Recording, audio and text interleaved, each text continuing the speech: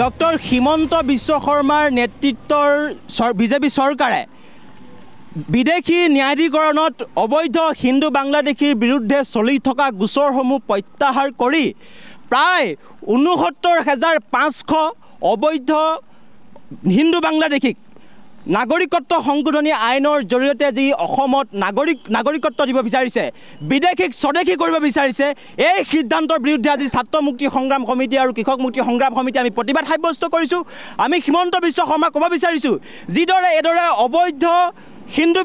বাংলাদেশীক যিসকল ইতিমধ্যে তেওঁলোকৰ বিদেশী ন্যায়াধিকৰণত গোচৰ চলি আছে তেওঁলোকে ইতিমধ্যে বিদেশী হিচাপে তেওঁলোকে চিহ্নিত হৈছে গতিকে সেইসকল মানুহক কাৰ দৰে জাতিধ্বংসী আইনৰ জৰিয়তে অসমত নাগৰিকত্ব দিয়াৰ সিদ্ধান্ত কোনো কাৰণত মানি লোৱা নহ'ব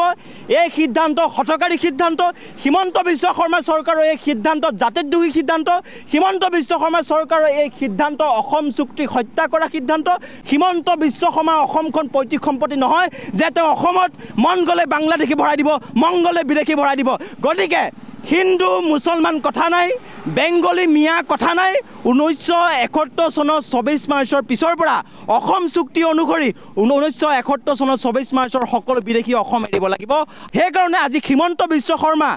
প্ৰতিমূৰ্তি সমগ্ৰ অসমত আজি ছাত্ৰ মুক্তি সংগ্ৰাম সমিতি আৰু কৃষক মুক্তিয়ে দাহ কৰিছোঁ একে সময়তে অবৈধ যিটো আমাৰ বিদেশী ন্যায়াধিকৰণত চলি থকা গোচৰসমূহৰ যিটো নিৰ্দেশনা জাৰি কৰিছে সেই নিৰ্দেশনা প্ৰতিলিপিও আজি অসম জুৰি আজি আমি কৃষক মুক্তি সংগ্ৰাম সমিতি আৰু ছাত্ৰ মুক্তি সংগ্ৰাম সমিতিয়ে আমি প্ৰতিলিপি দাহ কাৰ্যসূচী ৰূপায়ণ কৰিছোঁ